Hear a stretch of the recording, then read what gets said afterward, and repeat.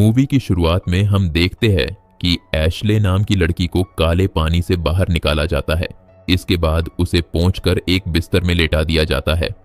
जब एशले की आंख खुलती है तो वो देखती है कि उसके सामने स्पेंसर नाम का लड़का खड़ा है। एशले को कुछ भी याद नहीं होता। वो स्पेंसर से कुछ पूछती है, लेकिन स्पेंसर उसकी बातों को इग्नोर करता हुआ उसे ड्रिंक देता है और गाने बजाता है। लेकिन जब एशले को कुछ भी याद नहीं आता तो स्पेंसर गुस्से में उसे जमीन पर गिरा देता है और उसका सिर पटक कर मार देता है। इसके बाद वो उसकी लाश को अपने घर के बाहर बने एक बक्से में डाल देता है। कुछ देर बाद उसकी माँ विक्टोरिया घर पर आती है। वो उस मर्डर पर ज्यादा रिएक्ट नहीं करती और स्पेंसर को एक नोटबुक देते हुए कहती है कि वो अपने सारे थॉट्स उसमें लिखे। स्पेंसर नोटबुक ले लेता है, लेकिन कहता है कि ये वाली एशले बिल्कुल भी असली नहीं लग रही थी। विक्टोरिया अपनी लैब में जाती है और देखती है कि इस बार उसने क्या कमी छोड़ दी थी। तभी उसके हस्बैंड पार्कर का कॉल आता है। विक्टोरिया वर्चुअल रियलिटी से उसका कॉल उठाती है। विक्टोरिया उसे इस बारे में बताती है, जिस पर पार्कर कहता है कि उसे स्पेंसर का मेडिकल ट्रीटमेंट करवाना चाहिए, लेकिन विक्टोरिया ऐसा नहीं चाहती और वो खुद ही अपने बेटे को बचाना चाहती है। पार्कर उसे सजेस्ट करता है कि अगर वो उसे बिल्कुल रियल बनाना चाहती है तो उसे स्पेंसर को एशले को मारते हुए देखना पड़ेगा। और हमें पता चलता है कि वो एक जेनेटिकिस्ट जो कि एशले की क्लोनस बनाती है ताकि स्पेंसर उन्हें बार बार मार सके। वो एशले का नया क्लोन बनाती है और उसे नहला धुलाकर कपड़े पहनाकर स्पेंसर के रूम में छोड़ देती है। जब स्पेंसर वहां आता है तो कैमरा देखकर गुस्सा हो जाता है। वो एशले से उसके बारे में पूछता है, लेकिन एशले को कुछ भी याद नहीं रहता, जिससे वो और गुस्सा हो जाता है और दोबारा वही गाना चलता है। लेकिन एशले डर जाती है और वहां से बाहर जाने की कोशिश करती है। स्पेंसर उसे दोबारा उसी तरह पकड़कर मार देता है। विक्टोरिया ये देखकर डर जाती है और रोने लगती है। जब वो एशले की बॉडी बाहर ले जाने लगता है तो हमें एक फ्लैशबैक दिखाया जाता है, जिसमें हम स्पेंसर को एक बहुत बड़े मैदान में देखते हैं। तभी वहां पर एक गाड़ी रुकती है, जिसमें से एक आदमी रियल एशले को बाहर निकालता है और उसे वहीं छोड़कर चला जाता है। अनजान आदमी को देखकर स्पेंसर उसकी तरफ जाता है। वो एशले से बात करता है और उसे अपने घर पर इनवाइट करता है, क्योंकि यहाँ पर दूर दूर तक कोई भी नहीं था। एशले बिना सोचे हाँ बोल देती है और उसका जैकेट पहनकर उसके साथ चली जाती है। प्रेजेंट में हम देखते हैं कि स्पेंसर विक्टोरिया से कहता है कि उसके सारे एक्सपेरिमेंट फेल हो रहे हैं, क्योंकि एक भी एशले असली नहीं दिख रही है। जिस पर विक्टोरिया उसे कहती है कि वो जल्द ही एक अच्छा क्लोन बना लेगी, क्योंकि ये उसका सिर्फ चौथा अटेम्प्ट था। कुछ देर बाद जब विक्टोरिया पार्कर से बात करती है तो उसे ब्लेम करती है कि उसकी वजह से विक्टोरिया को स्पेंसर को मर्डर करते हुए देखना पड़ा। जिस पर पार्कर कहता है कि यह भी काफी जरूरी था, ताकि वो जान सके कि आखिर स्पेंसर किस तरह से सोचता है, जिससे कि आगे वो किसी का मर्डर ना कर सके। विक्टोरिया कहती है कि उसे नए क्लोन के साथ ज्यादा टाइम स्पेंड करना होगा ताकि वो बिल्कुल असली बना सके। लेकिन पार्कर उसे याद दिलाता है कि वो इतने दिनों से अपनी कंपनी नहीं गई है। तभी विक्टोरिया की कंपनी के एम्प्लॉई का कॉल आता है और विक्टोरिया उसे कट करके रियल वर्ल्ड में जाती है। वो एशले के क्लोन को रेडी करती है और इस बार स्पेंसर से कहती है कि वो इस बार एशले के क्लोन से अभी ना मिले, क्योंकि वो उसे बिल्कुल रियल बनाना चाहती है। स्पेंसर कुछ नहीं कहता और स्केच बनाने लगता है। कुछ स्केच उसे हिलते हुए भी नजर आते हैं। कुछ देर बाद स्पेंसर देखता है कि विक्टोरिया एक रूम में एशले के क्लोन से बात कर रही है। जब विक्टोरिया उसे झांकते हुए देखती है तो दरवाजा बंद कर देती है। स्पेंसर बाहर चला जाता है और जमीन पर चींटियों को चलते हुए देखता है और एक पोर्ट्रेट में उन्हें ड्रॉ करता है। स्पेंसर देखता है कि उनके पड़ोस वाले घर में एक नई लड़की आई है। इस लड़की का नाम मैरिसा है। वो बताती है कि उसके पेरेंट्स यूरोप में हैं। स्पेंसर उससे दोस्ती कर लेता है और उसका सामान रखने में उसकी हेल्प करता है और घर जाकर उसका स्केच बनाता है। रात में जब दरवाजे पर नॉक होता है तो विक्टोरिया देखती है कि ये मैरिसा थी, जो कि स्पेंसर को थैंक करने के लिए कुछ कुकीज लाई थी। विक्टोरिया वहां तो कुछ नहीं कहती, लेकिन अंदर आकर स्पेंसर पर काफी गुस्सा करती है, क्योंकि उसे किसी से भी मिलने की परमिशन नहीं है। कुछ देर बाद विक्टोरिया पार्कर को मैरिसा के बारे में बताती है और साथ ही वो उसे एशले के नए क्लोन के बारे में भी बताती है कि वो बिल्कुल रियल की तरह बनने लगी है, क्योंकि इस बार विक्टोरिया ने उसके सोशल मीडिया से उसकी सारी पर्सनल इंफॉर्मेशन निकालकर उसका यूज किया। अगले दिन स्पेंसर दोबारा मैरिसा से मिलने जाता है और उसे उसका पोर्ट्रेट दिखाता है। मैरिसा उसे देखकर काफी खुश होती है और स्पेंसर को एक बटरफ्लाई दिखाते हुए कहती है कि वो ऐसा ही कुछ उसकी गर्दन पर बनाए, लेकिन मैरिसा उसे कहती है कि वो उसे पसंद करती है। जब स्पेंसर घर जाता है तो विक्टोरिया उसे डांटती हुई पूछती है कि वो कहाँ गया था। जब उसे पता चलता है कि वो मैरिसा से मिलने गया था तो विक्टोरिया उसे कहती है कि वो दोबारा उससे ना मिले, लेकिन जब स्पेंसर प्रोटेस्ट करता है तो विक्टोरिया उसे कहती है कि वो कल उसे नहीं एशले से मिलवाएगी। दूसरे फ्लैशबैक में हम देखते हैं कि रियल एशले स्पेंसर के घर आती है और बाथरूम जाने के बहाने एक हैप्पी पाउडर सूंघती है। जब वो बाहर आती है तो स्पेंसर एशले को वाइन देता है और फिर एशले का फेवरेट गाना चलता है। जब उसे पता चलता है कि उसकी माँ घर देर से आएगी तो स्पेंसर उसे अपने रूम में जाने को कहता है। प्रेजेंट में हम देखते हैं कि विक्टोरिया एशले के क्लोन को समझाती है कि स्पेंसर काफी शर्मीला है, इसलिए वो ध्यान रखे, अगर वो अजीब तरह से बिहेव करे तो।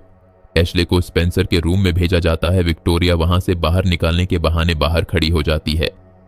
स्पेंसर एशले से बात करता है और उसे वाइन देकर उसका फेवरेट गाना चलाता है।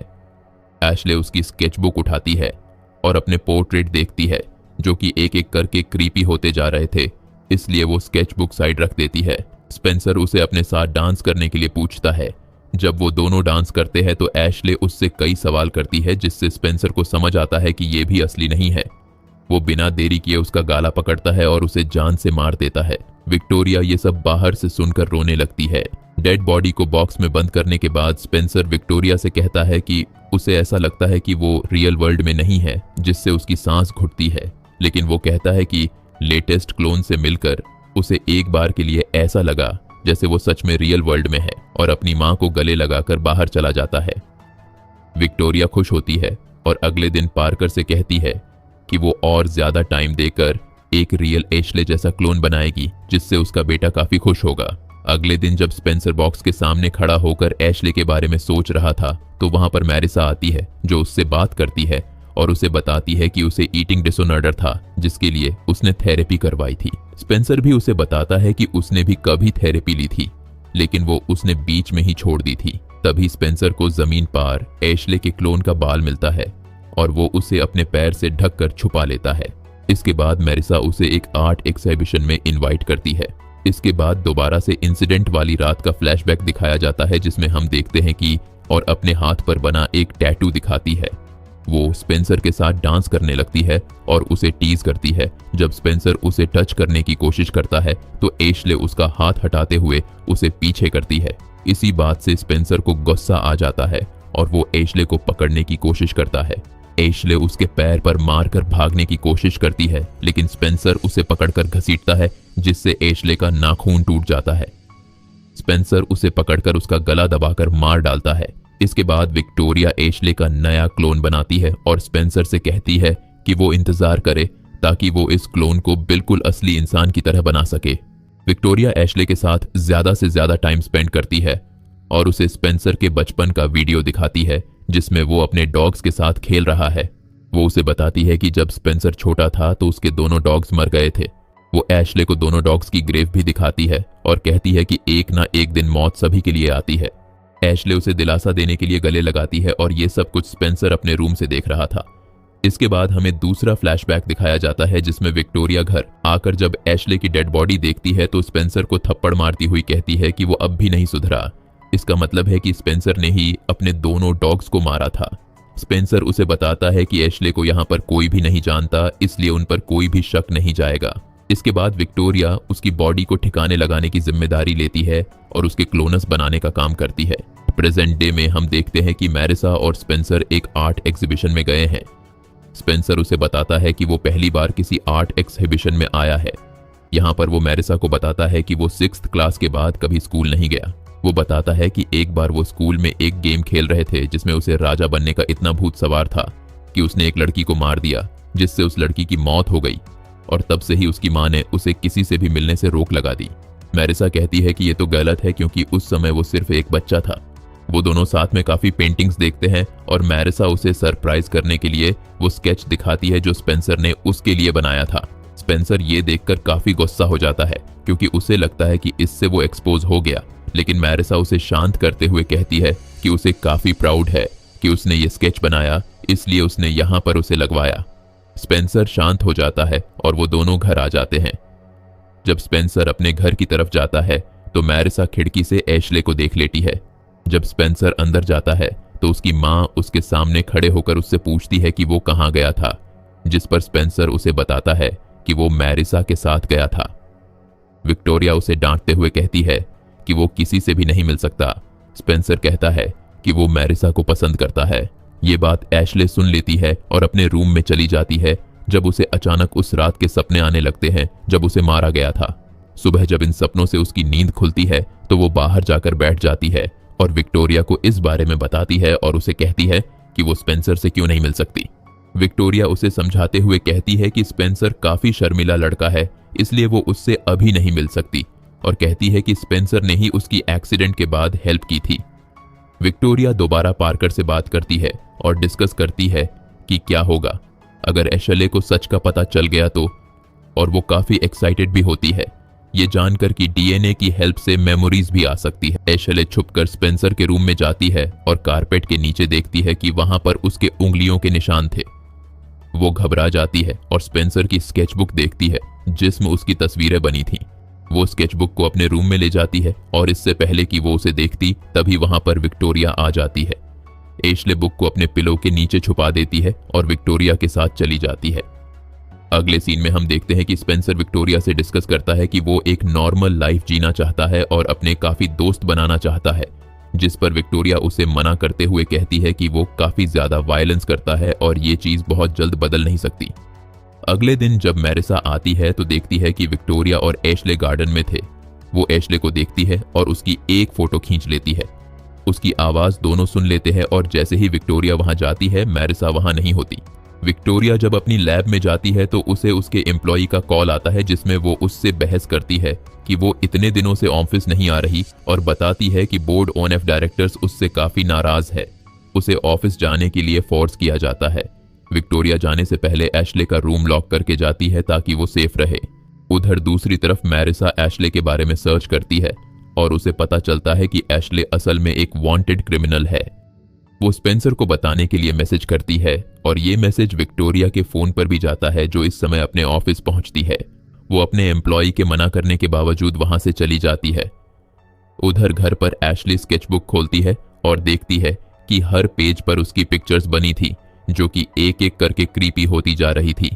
वो काफी डर जाती है। कुछ देर बाद घर पर चोरी छुपे मैरिसा आती है और स्पेंसर से कहती है कि उसने मैरिसा का रिप्लाई क्यों नहीं दिया। वो उसे एशली के बारे में बताती है लेकिन स्पेंसर कहता है कि वो एक नई एशली दोबारा बना लेंगे। मैरिसा कंफ्यूज हो जाती है और स्पेंसर उसे एक कोने में घेर लेता है। मैरिसा बचने के लिए उसके सर पर एक बॉटल से अटैक करती है और भागने की कोशिश करती है और 911 पर कॉल करती है। स्पेंसर उसे नीचे गिरा देता है और ये सब कुछ फोन में सुनाई देता है। दूसरी तरफ एशली एक हथौड़ा ढूंढ लेती है और अपने रूम का लॉक तोड़कर बाहर निकलती है। वो देखती है कि स्पेंसर एक कांच तोड़कर मैरिसा को मार देता है। तभी वो देखती है कि बाहर एक कार आई है। एशली वहां से भागकर विक्टोरिया की लैब में चली जाती है। तभी बाहर से विक्टोरिया आती है और स्पेंसर को थप्पड़ मारती है और कहती है कि 911 ने उनकी सारी लड़ाई की आवाजें सुन ली होंगी। वो दोनों एशली के रूम में जाते हैं जहां पर वो नहीं होती।